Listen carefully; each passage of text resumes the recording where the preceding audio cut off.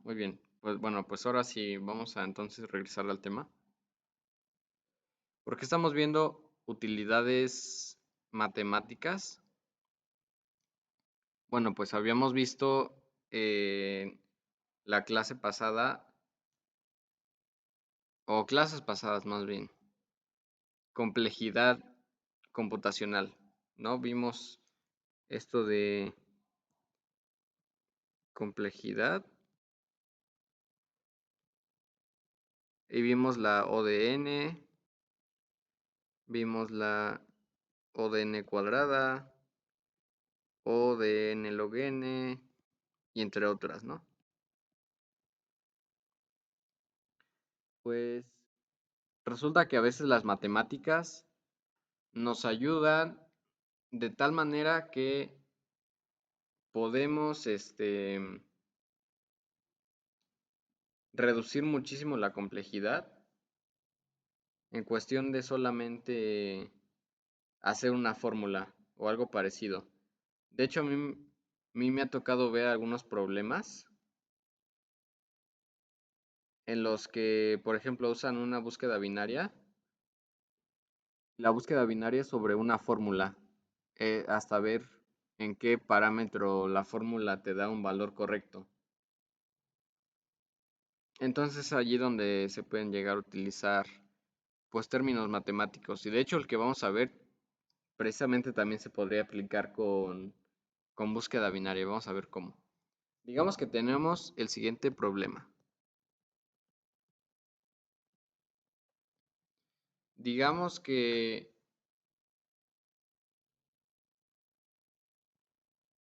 tenemos los números del 1 a cualquier número.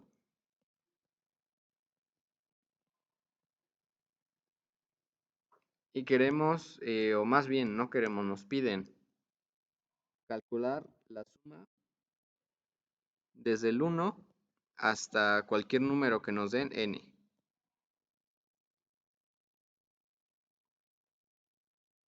Pues bien, ¿cómo podemos hacer esto? La primera idea que se nos debería ocurrir es hacer un for, ¿no? For de i igual a 1 hasta i n, donde n aquí vale 5, ¿no? N.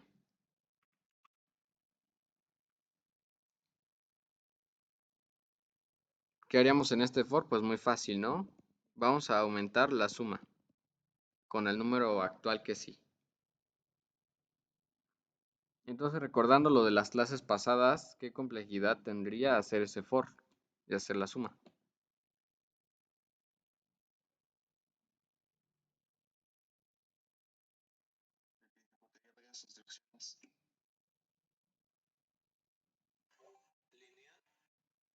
Así es. Sí, sí tiene que ver con las instrucciones. Y bueno, específicamente como habíamos visto, esta instrucción pues es constante, ¿no? Porque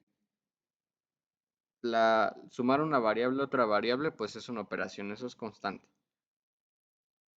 Pero efectivamente como nos dice Juan Pablo, hacer un for pues es O de n, es lineal. La multiplicación de eso, n por 1, pues nos da n, ¿no? Se queda igual al final. Entonces, la idea de que si te dan un número n, haces la suma de todos los números como uno por uno, te da una complejidad lineal. Y eso puede que en un principio sea suficiente, digamos, si quieres hacer nada más una pregunta. Pero ¿qué pasa si en el problema te dicen que además te van a hacer m preguntas? Es decir, en el mismo tiempo de ejecución que tú tendrías para responder una pregunta, te van a pedir m preguntas.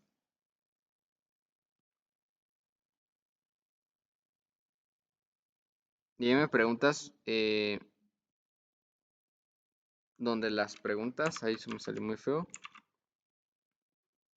van hasta 10 a la 5, es decir, 100.000 preguntas. Es más o menos lo estándar para competencias de programación van a haber mucho 10 a la 5, 100,000. Entonces ahora resulta que su complejidad ya no es O de n, ¿no? Ahora tiene que multiplicarla por m preguntas.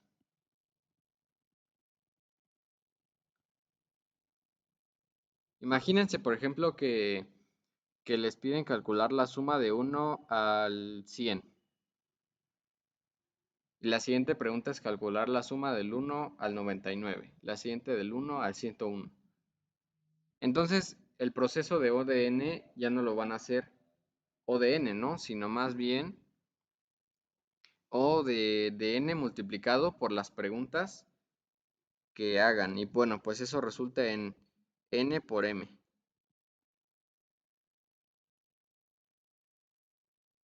Lo cual si simplificamos, suponiendo que las dos valen lo mismo, pues nos lleva a un n cuadrada.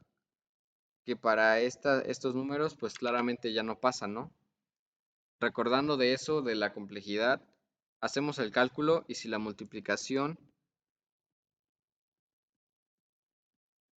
de los dos nos da algo mayor que ¿qué? 10 a la 8, ¿no? Entonces no se puede. Eso no va a dar puntos completos. Y bueno, como son la misma base, pues efectivamente eso da, ¿cuánto? 10 a la 10, ¿no? Lo cual pues sí se pasa de 10 a la 8. Entonces, para este problema donde tenemos más preguntas, no solo una, la complejidad de n por m, que es cuadrática, pues ya no nos sirve. No nos va a dar puntos completos. ¿Hasta ahí está todo claro para ustedes?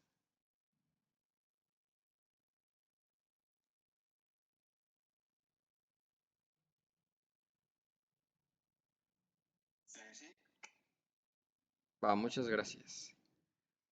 Entonces, pues viene la idea de reducir la complejidad, ¿no? Pero bueno, ¿cómo reduces la complejidad?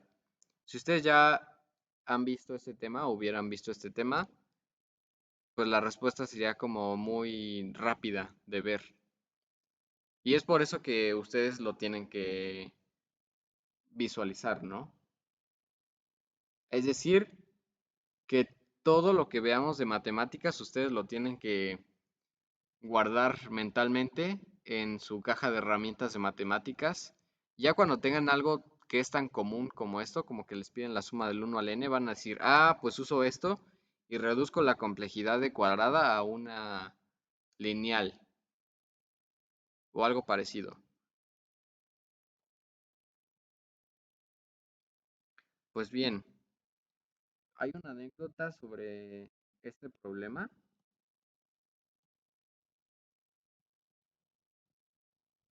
que es la historia de cómo se le ocurrió a Gauss hacer una fórmula para esto. Digo, no es necesario que se la sepan, pero es una curiosidad, ¿no? Y además, quién sabe si sí haya sido cierta o no, pero es una curiosidad que sale en el internet. Gauss, pues fue un matemático que hizo muchas cosas y era muy brillante. Cuando iba en la primaria, su maestro, nada más por mantener entretenidos a sus alumnos, les pidió que calcularan la suma de 1 al 100. Y pues entonces todos muy mecánicamente sumaban 1 más 2, ¿no? Y claro, en ese tiempo de Gauss pues no había computadoras ni calculadoras ni nada de eso. Entonces era a mano. Digo, eso es, no me sé bien las fechas, pero ha de ser como 1700, 1600, algo así. Pues sumaban 1 más 2, ¿no? Lo que les daba, le sumaban lo que seguía, ¿no? Y eso le volvían a sumar lo que seguía. Y así, imagínense que hacen su suma del 1 al 100. Pues resulta que Gauss, muy listo, pues le daba flojera, ¿no? Y además la flojera lo hizo pues ahorrarse mucho. Ahora sí, tener flojera en esto lo hizo optimizar sus recursos. vamos a escribir aquí el 92, por ejemplo. 93, 94, 95, 96, 97, 98 y 100. No, 99, no. 100. Ahora sí. Pues resulta que a Gauss se le ocurrió no hacer la suma, ¿no? Sino que decía, a ver, ¿qué pasa si los agrupo en dos, no? Voy a agrupar este con este. Y la suma de esos dos nos da 1 más 100, 101. ¿Y qué pasa si agrupo los siguientes dos? Digamos este con este. Ah, pues eso me da 2 más 99, pues 101, ¿no? ¿Y qué pasa si agrupo los siguientes dos? Este con este, o con este. Pues nos da 3 más 98, 101. Entonces se dio cuenta de eso y dijo, ah, pues mira, qué curiosidad, ¿no? Que todos nos salen lo mismo. Y entonces si seguía haciendo eso, cuando hubiera llegado al 55,56, eso lo agrupaba, es decir, este con este, y eso pues técnicamente igual nos daba 101, ¿no? Entonces dice, ah, pues está muy fácil, ¿no? Resulta que la suma de desde el 1 hasta el 100, no, hasta el 100, pues va a ser básicamente el 101 multiplicado por 55.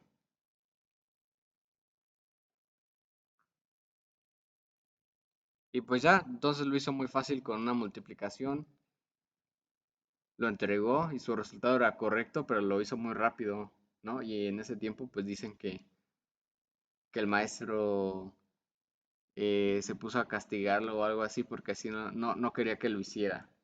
Entonces lo regañaron, pero pues sí fue una hazaña muy, digamos, muy buena, ¿no? Porque sí, técnicamente ahora pues todo se reduce a hacer una multiplicación. En vez de estar número por número, pues llegas a una fórmula y te ahorras mucho. Eso es lo que vamos a estar haciendo nosotros, utilizar la fórmula. Pues resulta que la suma de Gauss, y así se llama pues precisamente por la anécdota que se le ocurrió a Gauss, se nota así. Y bueno, esto nada más es notación matemática, pero hagan de cuenta que es un for desde 1 hasta n, ¿no? Eso es un for desde 1 hasta n. Y lo que va aquí, pues es técnicamente lo que se va a ir sumando. Esto se llama sumatoria, si no lo habían visto antes. Lo que se va a ir sumando ahí, pues es nada más ni nada menos que la variable i. Bueno, pues esa suma es igual entonces a la multiplicación de n por n más 1 sobre 2. Listo, tan fácil como eso. Entonces, ¿cuál era la suma de Gauss? La suma desde 1 hasta 100, pues entonces era igual a 100 por 101 sobre 2. De hecho, aquí entonces estaba mal. Esto era 50.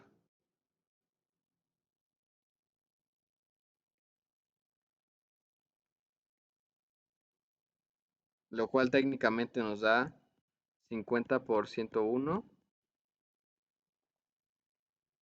que era 5050.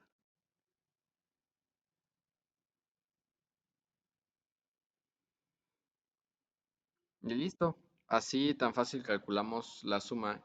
Bueno, vamos a verificarla con estos números. La suma desde el 1 hasta el 1 es 1.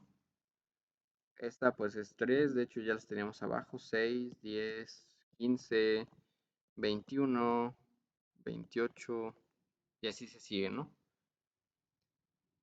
Vamos a hacer para la primera 1 por 1 más 1 sobre 2. ¿Eso cuánto nos da? 1, ¿no? 1 por 1, no, 2. Ahora estamos con 2, 2 por 2 más 1 sobre 2. ¿Y eso cuánto nos da? 3.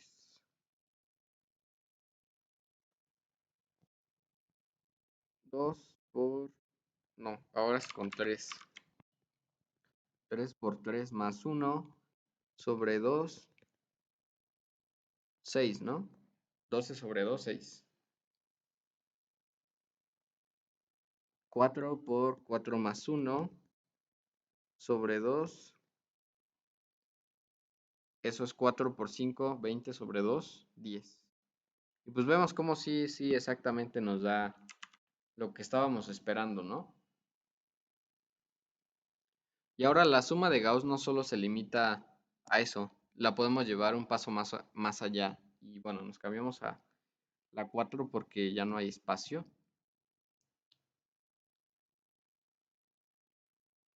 Y pues bien, podemos llevarla más allá. Digamos que ahora esa es la suma de Gauss del 1 al n. Pero ahora a nosotros nos interesa calcular algo que no sea del 1 al n, ¿no? Por ejemplo, desde el... vamos a llamarle x. Desde el x al n. Si nosotros somos capaces de calcular la suma del 1 al n, ¿cómo se les ocurre que podríamos calcular la suma del x al n usando también la suma de Gauss?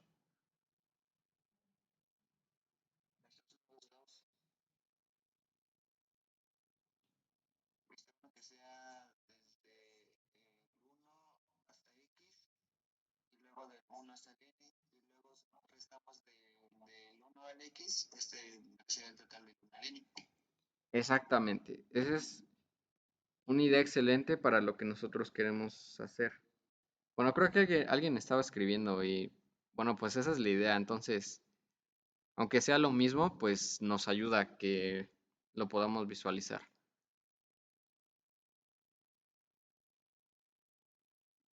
Pues sí, en efecto, la idea es calcular la suma de Gauss del 1 al n, ¿no? Y eso nos da toda esta parte roja.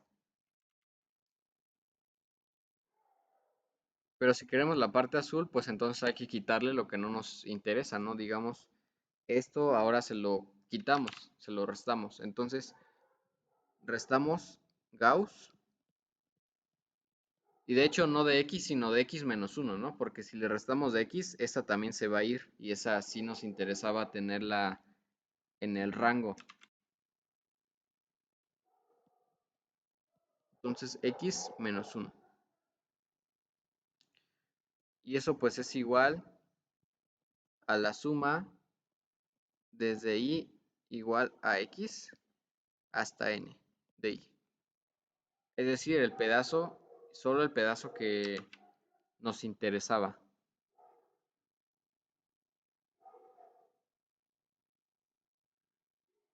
Y pues bien, esa es una muy buena idea para precisamente sacar una suma consecutiva y que además, ¿en qué complejidad funciona la suma de Gauss?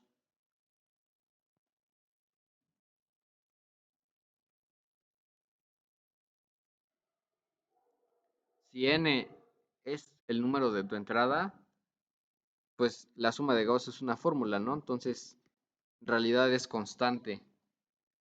Y es por eso que estábamos diciendo que reducimos, o más bien, que esta es una herramienta muy común que cuando a ustedes se les aparezca, hagan una suma del 1 al n, ya la van a conocer. Van a decir, ah, pues uso esta herramienta de mi caja de herramientas y reduzco mi complejidad. a una cosa lineal.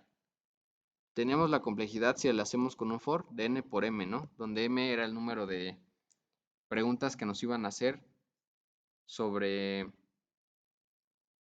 la suma de Gauss, la suma del 1 al n.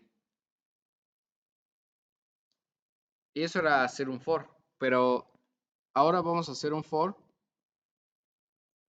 desde igual a 1 que vaya m, que esas son técnicamente las preguntas. Y ahora esto qué hace, pues nada más manda a llamar a Gauss, ¿no? Gauss, de lo que sea que te den, digamos que te dan acá la n, pues mandas a Gauss de n, pero esto que dijimos que era, pues constante, ¿no? Como esto era un for de O de m, al final el resultado sí nos queda lineal en O de m. Y esto para m, que habíamos dicho que era 10 a la 5, sí pasa. Entonces hemos resuelto un problema muy, digamos, importante y además muy clásico, porque esto sí se lo van a, pues, topar muchas veces. ¿Tienen alguna duda con la suma de Gauss?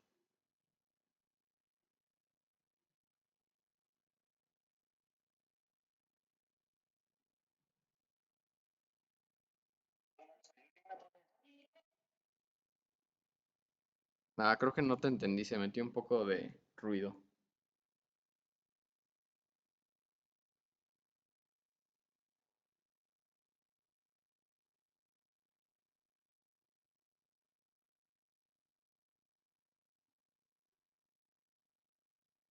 Bueno, pero creo que fue que no, entonces está bien. Ah, sí, gracias. Gracias en el chat.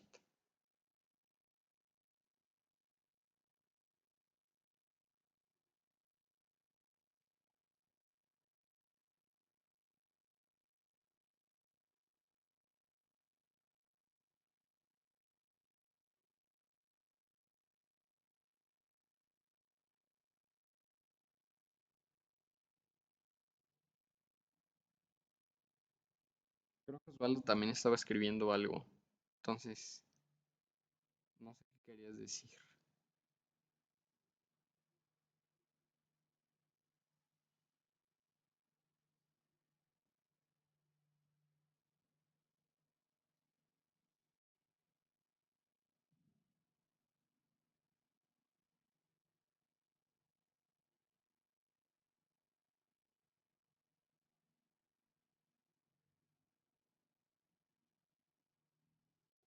Bueno, ¿cómo usamos la suma de Gauss en una búsqueda binaria?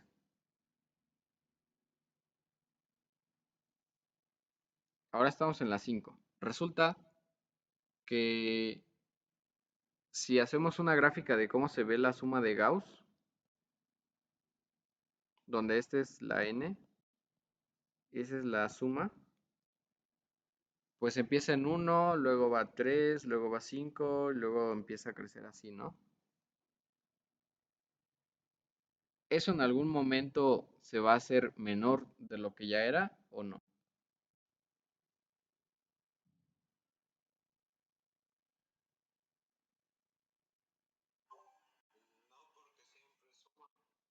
Claro, exactamente, pues eso tiene mucha lógica, ¿no? Nunca se va a hacer menor porque siempre está sumando. Es decir, que eh, esto siempre va a tener, digamos, una pendiente, que es esta cosa de acá, que es mayor que cero, es decir, positiva. Es decir, que la diferencia entre uno anterior y uno superior siempre va a ser positiva, siempre va a ser mayor. ¿Por qué? Porque la lógica nos dice que siempre suma, ¿no? Nunca se le está sustrayendo nada. Y eso es técnicamente, pues, provechoso para una búsqueda binaria. Digamos que tienen un problema de, digo, como ahorita no se me ocurre mucho, directamente eso, ¿no? Te vamos a dar un número X o te vamos a dar un número o una suma y queremos que encuentres la n a la que pertenece la suma. Es decir, la n con la que si haces la suma del 1 al n te va a dar la suma. Pues eso técnicamente lo pueden resolver con la búsqueda binaria porque digamos que están aquí, ¿no? Se paran acá, hacen la suma de Gauss con este número n, ni, y dicen, a ver, si no me he pasado, pues significa que la n tiene que ser mayor, ¿no? Por lo tanto está acá. Pero si ya me pasé de la suma, entonces significa que la n que estoy buscando está a la izquierda. Es decir, necesito una n menor. Y bueno, para ejemplo es lo que vamos a hacer. De todo este rango se reduce a la mitad, ¿no? De hecho, usar la suma de Gauss en búsquedas binarias es bastante eficiente porque, ¿qué habíamos dicho? Que la suma de Gauss es constante. Entonces, cada paso de la búsqueda se consigue en algo, en tiempo, digamos, constante. Ya que redujimos eso, pues preguntamos otra vez a la mitad. A ver, con esta NI, ¿ya conseguí la suma o qué? Si ya me pasé, pues me voy a la izquierda. Si no me he pasado, pues me voy a la derecha, ¿no? ¿Qué es lo que vamos a hacer? Se vuelve a reducir el rango y luego digamos que se reduce el rango hasta que encuentran la n que es correcta. Pero ahora no es directamente buscar la n, sino buscar la suma de Gauss, ¿no? Es así como les digo que esta fórmula se puede aplicar. ¿Por qué? Nuevamente porque si dibujan la gráfica, esto va así y nunca se van a encontrar con algo como esto, ¿no? Porque si tienen algo así, eso automáticamente destruye su búsqueda. Es decir, que para que hagan su búsqueda o siempre debe subir o siempre debe, bueno, de hecho esa sí todavía podría funcionar, pero me refiero por ejemplo, algo así. Eso sí ya destruye su búsqueda, ¿no? O sea, o siempre sube o siempre baja, o siempre sube es el caso de la suma de Gauss, siempre va incrementándose, o sube una vez y baja, o bien hace lo contrario, algo así. Pero si ya tienen algo que hace lo mismo dos veces, ahí sí ya no va a funcionar su búsqueda. Entonces, estas son las cuatro posibilidades, ¿no? Solo sube, solo baja, sube y baja, o baja y sube, pero una vez. Si tienen esas condiciones, una de esas pueden aplicar una búsqueda binaria. Bueno, pues continuando con las herramientas matemáticas, ahora en el 6,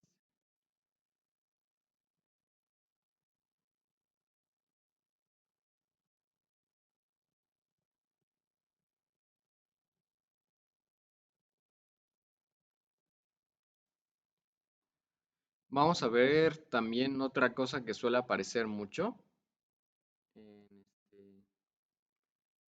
en, digamos, concursos de programación. Sí están viendo el 6, ¿verdad? Sí, sí saben dónde estamos. No se han perdido.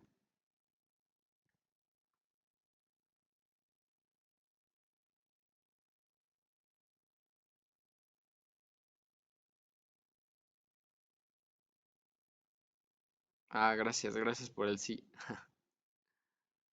No, qué buena broma. Ah, bueno. Entonces, otra cosa que suele aparecer son los números primos. Los primos tienen una definición que es realmente bastante fácil de recordar y simplemente que es un número x que cumple que los únicos divisores de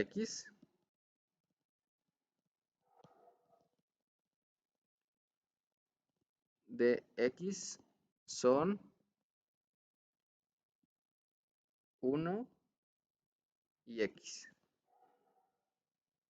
Claro que los primos deben ser enteros porque el concepto de divisibilidad o divisor tiene sentido cuando hablamos de enteros, ¿no? Si hablamos de fracciones o números racionales, pues eso ya no tiene mucho sentido. Entonces x es un natural o un entero, como quieran verlo.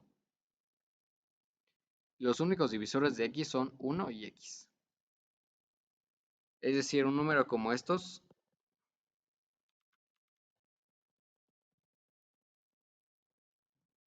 es el número 7.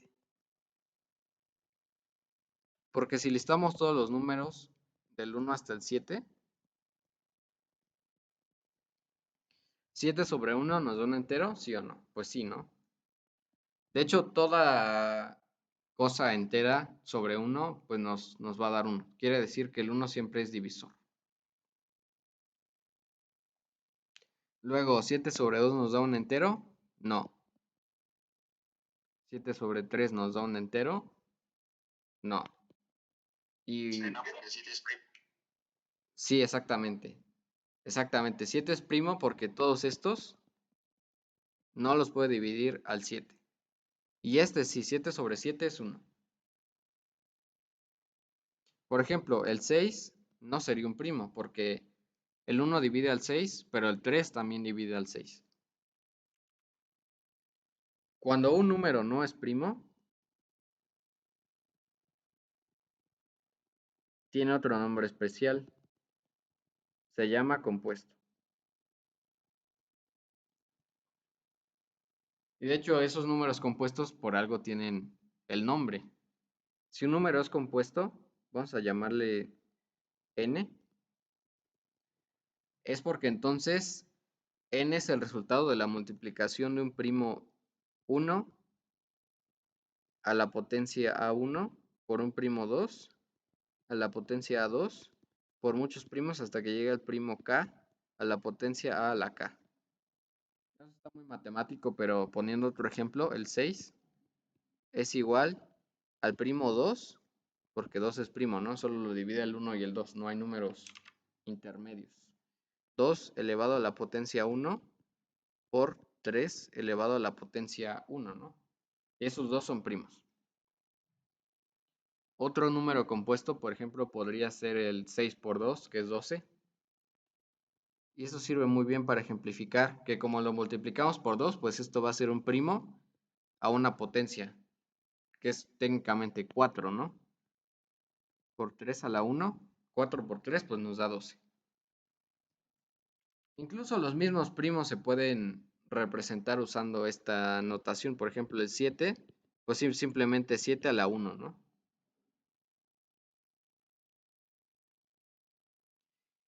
Esta es una fórmula muy importante que ustedes al menos tienen que saber que existe y que se llama principio fundamental de la aritmética. No es nada difícil de recordar, es simplemente acordarse de que cualquier número entero que ustedes conozcan se puede representar como un producto de esta forma, es decir, un producto o una multiplicación de números primos a una potencia. Ahora, el 1 no es ni primo ni compuesto, el 1 es simplemente la unidad, no es primo ni compuesto. Los primos empiezan desde cosas mayores que 1, pero el 1 tampoco es un número compuesto. Entonces el 1 no es primo ni compuesto. Todos los demás números sí se pueden representar usando esta forma o esta notación de multiplicación de primos.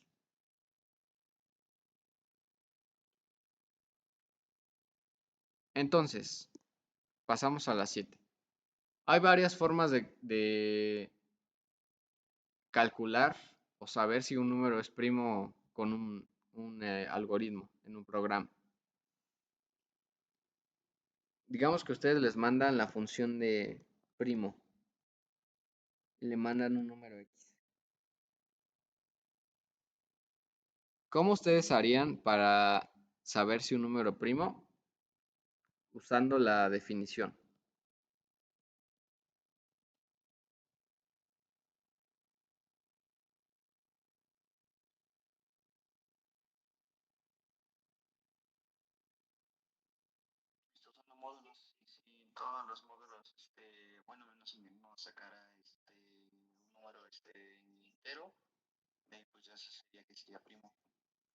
Claro, pues sí, es cierto lo de los módulos. De hecho, usamos los módulos. Si alguien no los conoce, usamos los módulos para checar la divisibilidad. Si esto es igual a cero, significa que m es divisor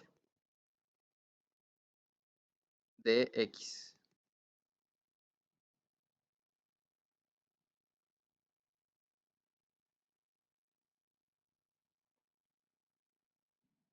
Bueno, quedamos. Ah, pues excelente, ¿no? Simplemente hacemos un for de uno.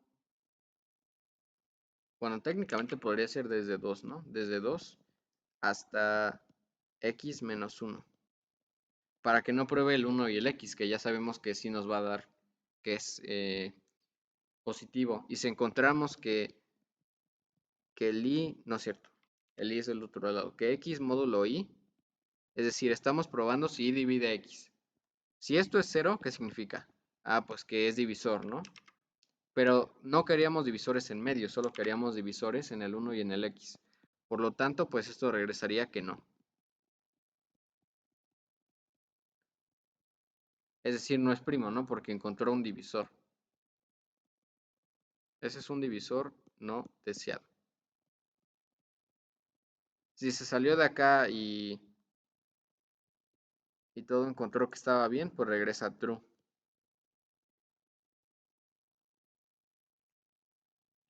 Ahora, ¿cuál es la complejidad de esto? Pues es lineal, ¿no? En términos de x.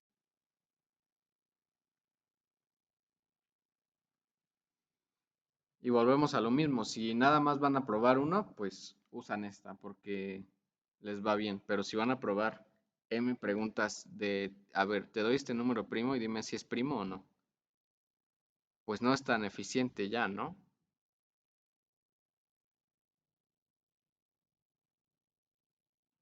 Entonces hay que buscar otras formas de reducir la búsqueda. La primera que vamos a hacer es una, digamos, bastante eh, fácil de implementar, porque es nada más cambiar el límite del for.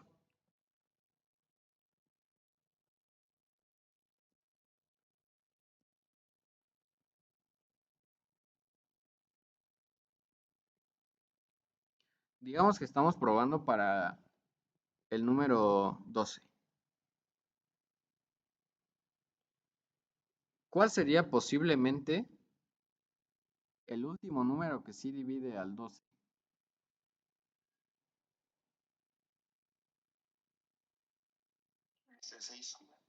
Claro, sí, exactamente. Muy bien, 6. Que es x sobre 2, ¿no? ¿Por qué? Pues porque si multiplicas 7 por cualquier entero que no sea uno y el primero pues es obviamente el 2 ya se va a ver pasado, ¿no? 7 por 2 es 14. Entonces todo lo que venga más allá del x sobre 2 ya no nos interesa probarlo, porque sabemos que no va a ser eficiente. O sea, eso de antemano sabemos que no nos va a servir probarlo. Ya sabemos la respuesta. Entonces técnicamente convertimos esto a x sobre 2 nada más cambiando el límite. Pero como el 2 es una constante, o más bien el 1 medio es una constante, pues eso no nos va a servir de mucho. O sea, seguimos considerando que la complejidad es lineal. Entonces necesitamos reducirla aún más.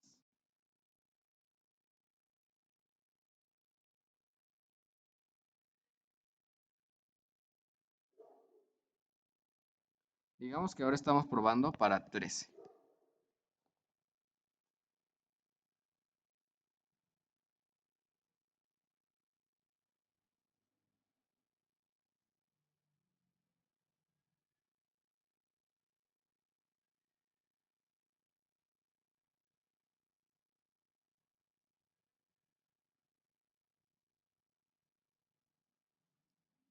Y vamos a recordar ¿Cómo es que se representa un número X? Es P1 por A a la 1 por P2 por A a la 2 y así hasta PK por A a la K. Ahora, si tenemos un número X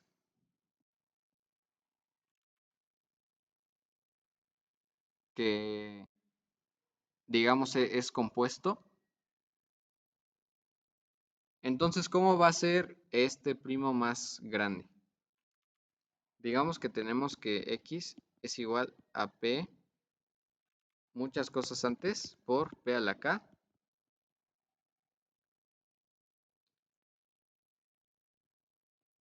al cuadrado.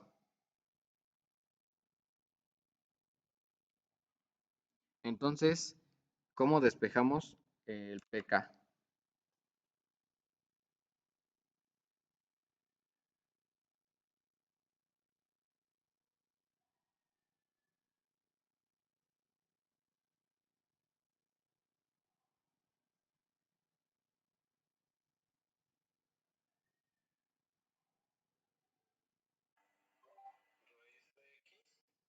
Exactamente, muy bien.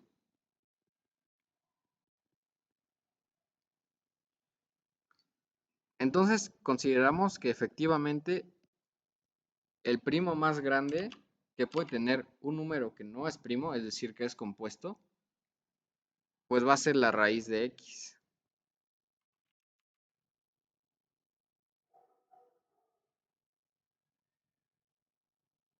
Entonces nosotros podemos cambiar nuestro límite a simplemente probar hasta la raíz de X. Bueno, que ahí la raíz de X de 13 sería la raíz que no se pasa, es decir, la parte entera, que sería 3, ¿no? Esa es la raíz de X.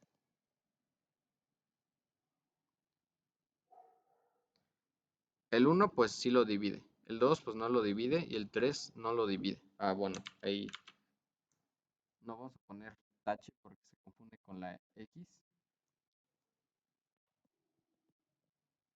Pero si probamos hasta la raíz de X, entonces ya vamos a poder saber si un número es primo o no es primo.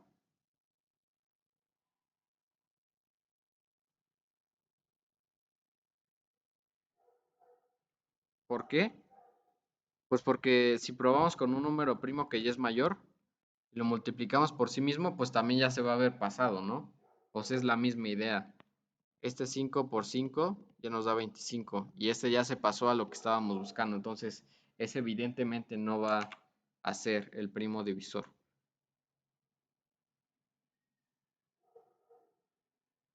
Entonces la respuesta a esto es nada más cambiar el for hasta la raíz de x. Listo. Ahora sí, esto sí es una complejidad diferente de la que hablamos, pero no dijimos dónde aparecía y que pues sí es técnicamente mejor que la lineal, es o de raíz de x.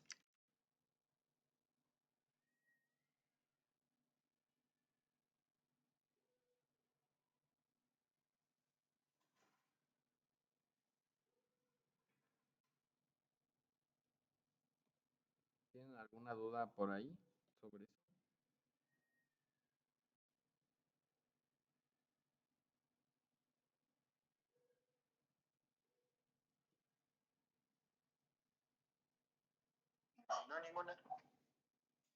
Muy bien.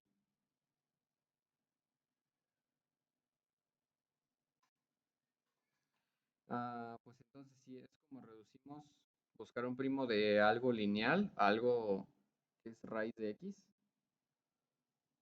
Y pues eso sí, técnicamente nos sirve para unas cuantas queries más. O incluso para probar números muy grandes.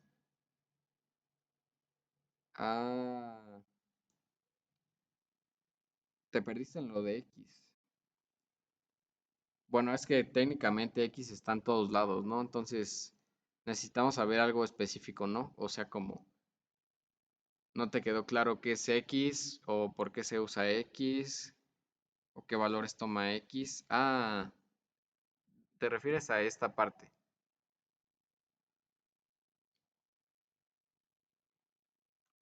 Ok, pues repetimos. Esa fórmula es nada más una manera de representar un número cualquiera. De hecho, esta fórmula habíamos dicho que tiene un nombre. Este es el principio fundamental de la aritmética.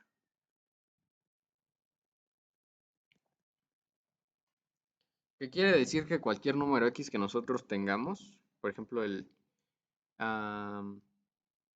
no sé, 52, lo podemos representar como un producto de números primos. Esto es 2 a la 1. Hay primos a una potencia, claro. 2 a la 1 por 3 a la 1 por 7 a la 1. Bueno, no me gustó que todos quedaran a la 1, así que vamos a ponerle el doble. El doble de eso es 104, ¿no? Y ahora sí este queda como 2 a la 2. Es decir, 2 por 3 por 7. Cualquier número natural se puede representar como un producto de primos. Y de hecho eso lo van a recordar de la prepa, que les decían, a ver, tenemos este número. Vamos a sacarle los números primos, ¿no? Entonces le sacamos el 2 y le sacamos la mitad, le sacamos la mitad, le sacamos la tercera parte, nos queda 7 y al final les queda 1, ¿no? Pues esto que hacían sin darse cuenta es hacer el principio fundamental de la aritmética, que es representar cualquier número como un primo a una potencia y una multiplicación de muchos primos.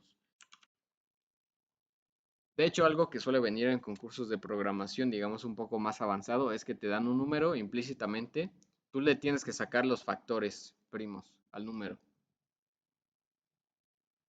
Y entonces estamos viendo cómo vamos a optimizar el límite para que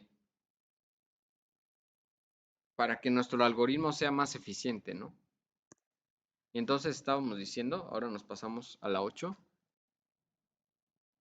que tenemos los números hasta la raíz de x. Luego tenemos números mayores que esto. Luego finalmente tenemos la x, ¿no? Y queremos saber si la x es primo o no es primo. Entonces resulta que para saber si la x es primo o no es primo, no tenemos que probar todos los números hasta la x, sino más bien todos los números que sean menores a la raíz de x, es decir, que están en el rango señalado.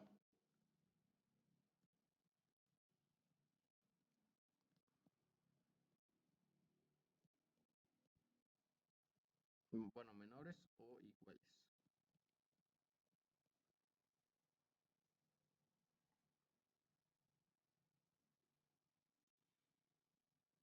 Es que eso te prueba todas las combinaciones posibles que podrías tener para un número primo. Por ejemplo, digamos que x es 25. La raíz de x es 5. Entonces pruebas con el 1, 2, 3, 4 y 5. El 1 pues sí da. Bueno, más bien no pruebas con el 1 porque ese siempre va a dar. El 2 no da, el 3 no da, el 4 no da, pero el 5 sí da, ¿no? Porque 5 por 5 es 25. Entonces, este no es primo.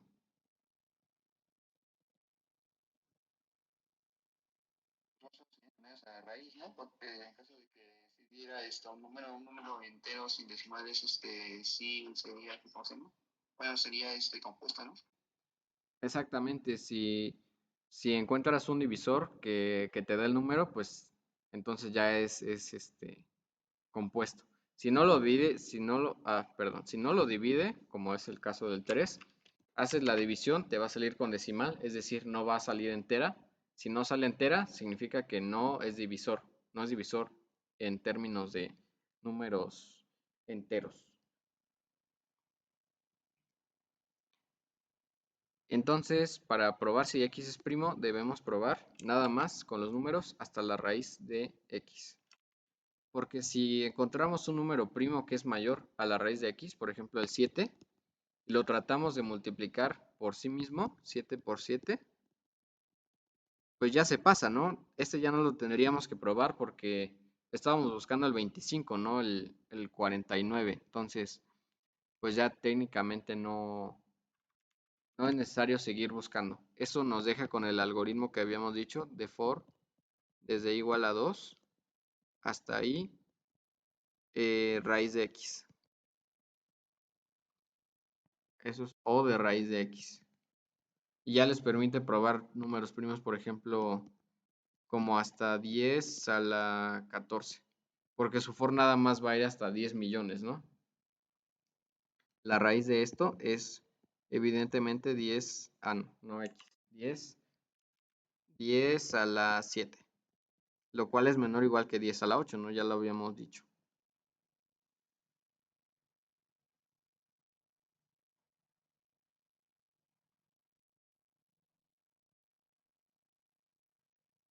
Ahora vamos a ver cómo calcular todavía más eficientemente si un número es primo o no, solo que ahora dentro de un rango determinado. Vamos a la 9. Digamos que eh, vamos a usar un algoritmo que ya se conocía desde la antigüedad para sacar números primos, ¿no? O sea, vean qué tan trascendental era para estas personas saber si un número es primo o no es primo. Que hicieron un algoritmo desde la antigüedad para sacar todos los números primos. Este algoritmo ahora se utiliza en lo que nos interesa, que son los concursos de programación. Vamos a tener un arreglo gigante. No sé cuántas posiciones vayan a salir, pero ahí las vamos a ir poniendo.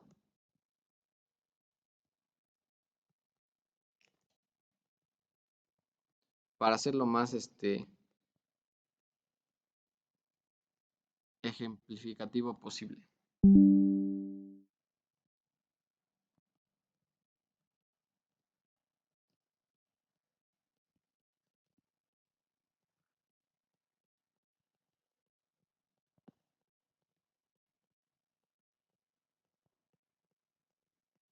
No, pues salieron bastantes.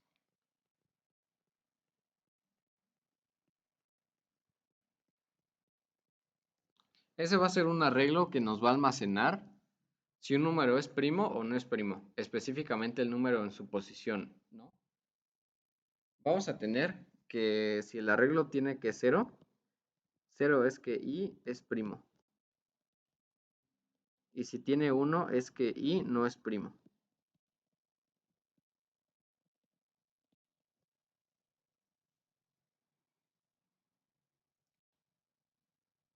A lo mejor esto es contraintuitivo porque sería más fácil ponerlo al revés, ¿no? O sea, poner 1 si es primo y 0 si no es primo. Pero vamos a ver que para fines prácticos es más conveniente definirlo así. Ahora, esto no tiene nada, pero por defecto estamos suponiendo que todas estas cosas son 0, ¿no?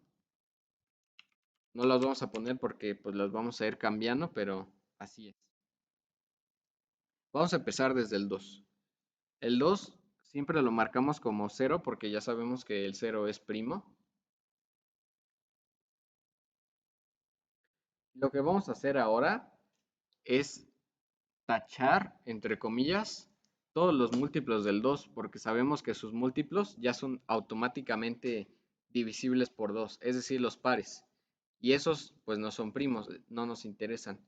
Entonces vamos a tachar este, este, este, este, este, este, este, este y este. Todos los pares, ¿no?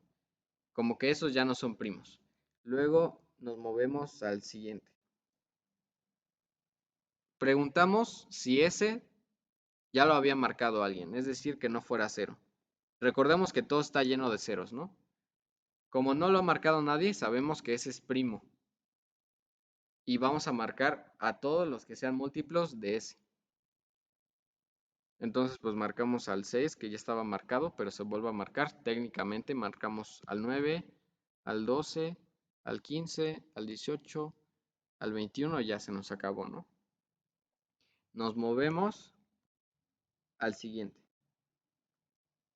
Como ese ya estaba marcado, pues lo ignoramos porque ese ya sabemos que no es primo. Nos vamos al siguiente. Ese no está marcado, por lo cual sí es primo. Y vamos a marcar a todos sus múltiplos. Es decir, marca al 10, marca al 15, al 20. Y bueno, ya todos estaban marcados ahí, pero pues los vuelve a marcar. Nos movemos al siguiente, que ya vimos que no es primo, entonces lo ignoramos. Nos movemos al siguiente y este sí es primo. Entonces marcamos sus múltiplos. Listo. Y así se va con todos. Y fíjense cómo esto sí pues funciona para identificar los números primos, que aquí nos identificó 2, 3, 5, 7, 11, 13, 17, 19, 23. Y sí, efectivamente esos son números primos. Esto es un algoritmo tan conocido que tiene un nombre propio. Se llama la criba de Eratóstenes.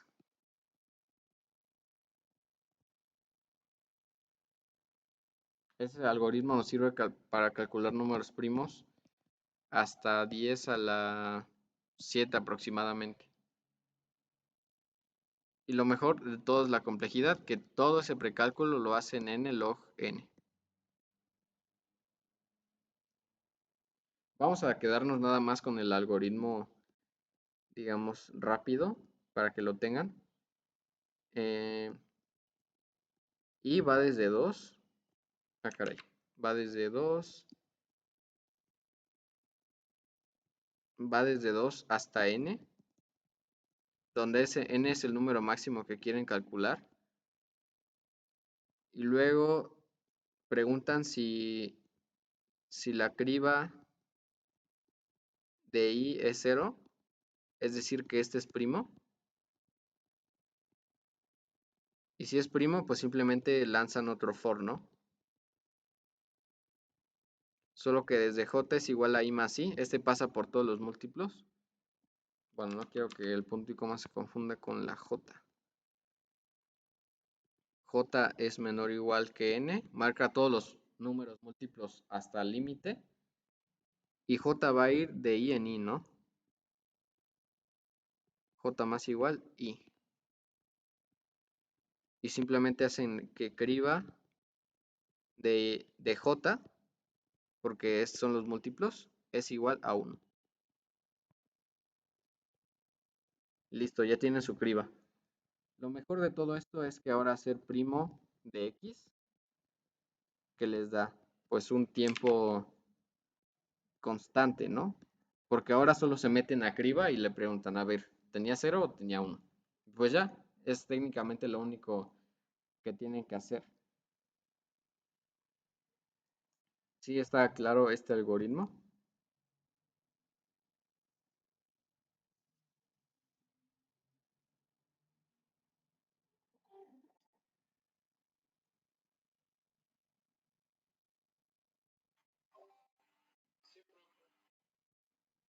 Muy bien, va, pues excelente. Ahora, este algoritmo de criba también se puede extender, ¿no? Digamos, por decirlo de alguna manera. En vez de guardar, por ejemplo, unos y ceros, podríamos guardar el número primo que es divisor del número x, es decir, cambiar nada más esta línea y ponerle y. Es decir, que ahora todos los múltiplos de 2 van a tener 2, todos los múltiplos de 3 van a tener 3. Ay, claro, si ya estaba lleno, pues no modificarlo ahora sí. La ventaja de esto es que si nos dan, por ejemplo, un número, digamos el 12, Ahora nos vamos a criba en 12. ¿Y qué tendrá criba en 12? Ustedes díganme.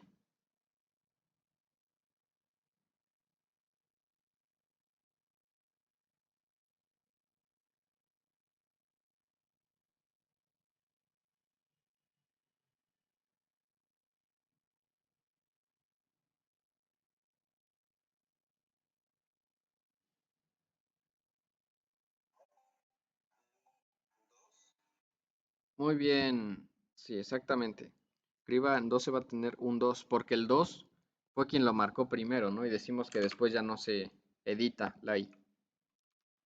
Ah, pues entonces vamos a dividir el 2 entre 2, que nos queda 6. ¿Ustedes qué creen que tenga criba en 6?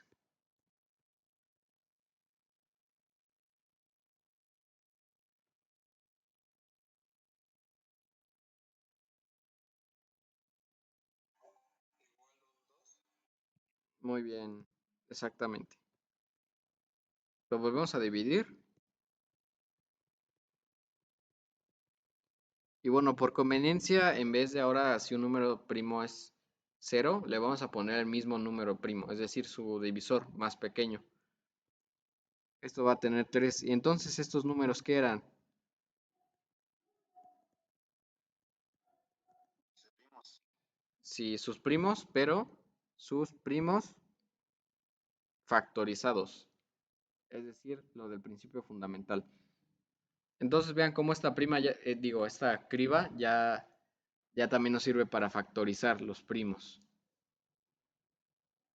Entonces digamos que se extiende un poco más. Ahora va a depender del problema, en realidad, de, de qué criba les convenga más.